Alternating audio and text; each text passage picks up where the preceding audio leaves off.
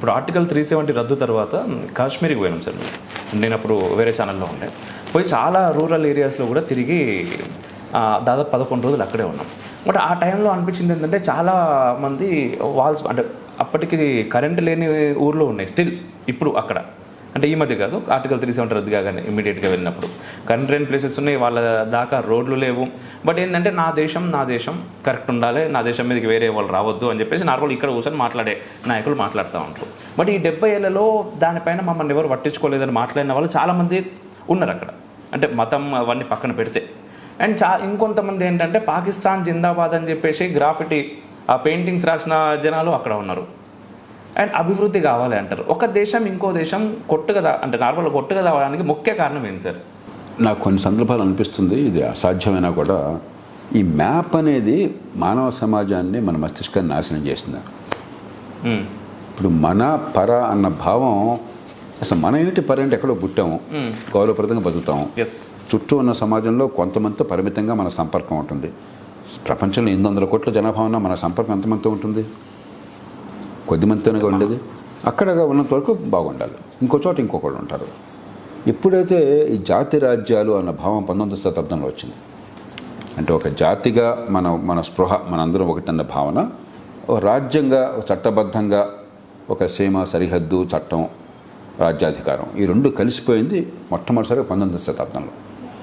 అది వచ్చిన తర్వాత ఏమైందంటే ఒకసారి మ్యాప్ చూడగానే మన గూగుల్ ప్రారంభమవుతుంది. వీడు మనోడు కదా, చరిత్రలో ఒకప్పుడు మన కావాలి మనం ఉంటాం. వాడు అనుకుంటాడు మన పూర్వీకులంతా ఇక్కడికి పోయి దండయాత్ర చేసి వాళ్ళంతా ఆక్రమించారు కదా, ఇప్పుడు వాళ్ళంతా వచ్చి మనల్ని పంపించారు కదా, లేకపోతే మన రాజ్యం మన చేతిలో కాకుండా వాడి చేతికి వెళ్ళింది కదా, మనకు కావాలని వాడు అనుకుంటాడు. అసలు నీదేంటి నాదేంటి? మనిషికి సమాజానికి సౌఖ్యత కావాలి, మరి సమాజంలో సమన్వయం కావాలి, శాంతి కావాలి, ఎదిగే అవకాశం కావాలి, సంపద పెరగాలి. అంతకు మించి ఇది నాది ఇది పరాయిది అన్న భావన ఈ మ్యాపుల నుంచి వచ్చింది. ఈ జాతి రాజ్యాల భావన చాలా బలంగా ఉన్నప్పుడు మనం అందుకనే చాలా జాగ్రత్తగా ఇతరుల గురించి మాట్లాడేటప్పుడు కానీ ఇతర సంప్రదాయాల గురించి మాట్లాడేటప్పుడు కానీ చాలా జాగ్రత్తగా అర్థం చేసుకుని మనం వ్యవహరించకపోతే వాడు కయాన్ని కాళ్ళు లేపుతాడు, వీడు కయాన్ని కాళ్ళు లేపుతాడు, ఒకళ్ళు ఇంకొకరిని రెచ్చగొట్టడం అవుతుంది. అందుకని గొప్ప తత్వవేత్త ఒక ఆయన అన్నాడు, we tend to assess ourselves by our best intentions. మన గురించి ఇప్పుడు అమోఘుని గురించి అమోఘ ఏమనుకుంటాడు, జేపీని గురించి జేపీ అనుకుంటాడు అంటే నా మనసులో ఉదాత్తమైన ఆలోచనలను బట్టి నేను నా గురించి ఆలోచించుకున్నాను అంతే. ఇతరుల గురించి ఆలోచిస్తున్నప్పుడు we assess them by their worst inclinations. వాడి జీవితంలో చేసిన అతి చెడ్డ పని, జీవితంలో మాట్లాడిన అతి చెడ్డ మాట, దాని ఆధారంగా తను అంచనా వేస్తాను. నాకు వచ్చిన అంచనా ఏమో నాలో ఉన్న గొప్పతనాన్ని నేను అంచనా వేసుకుంటాను, నా చెడంతా పక్కన పెట్టేస్తాను.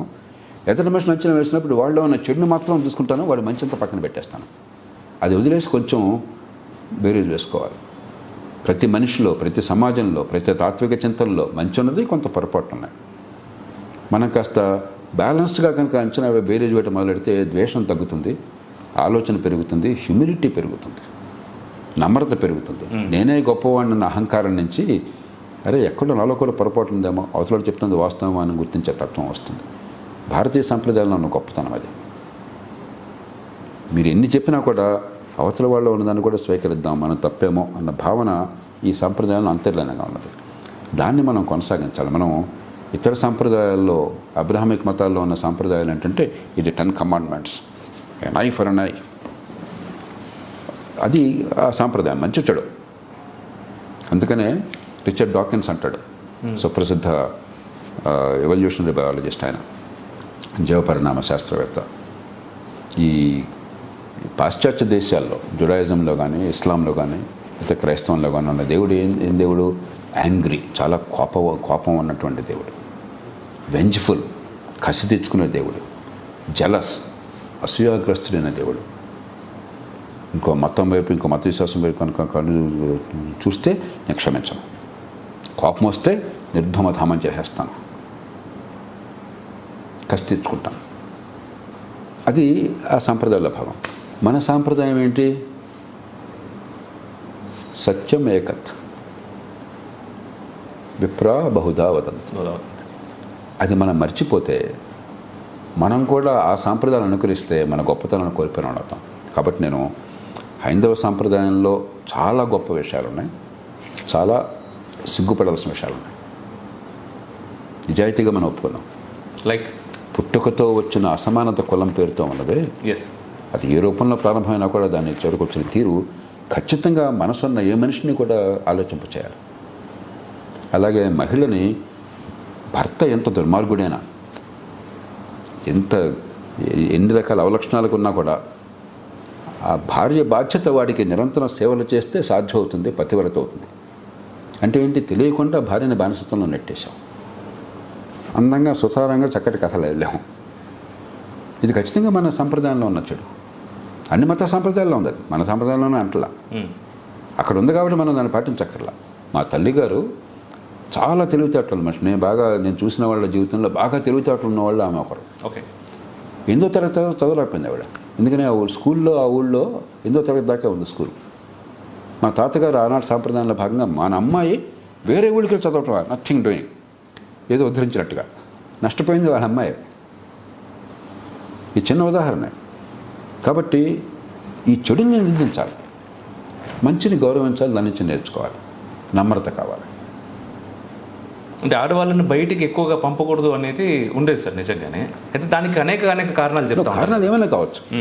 ఇప్పుడు రకరకాల నేను చెప్పేది అంటే ఆధునిక సమాజానికి అది పనికి వస్తుందా, నా బిడ్డని అలా రూరాలు నేను కోరుకుంటున్నాను సార్. ఒకవేళ ఆధునిక సమాజంలో ఈ రకమైన తీరు రావడానికి కొన్ని ఇబ్బందులు ఉన్నాయి. ఉదాహరణకి భద్రత లేదు, రోడ్డు మీద అందరూ వేరే వేషాలు వేస్తున్నారు, ఆడపిల్ల బయటకు వెళ్తే ఏమవుతుందని భయం ఉంది. ఆ భయాన్ని తొలగట్టే ప్రయత్నం చేయి, కానీ ఆ పేరుతో ఆడపిల్లలు బానిసం చేయబోకు. ప్రయత్నం జరుగుతుంది కదా, జరిగింది అని అనుకుంటున్నాను నేను ఇప్పటికీ.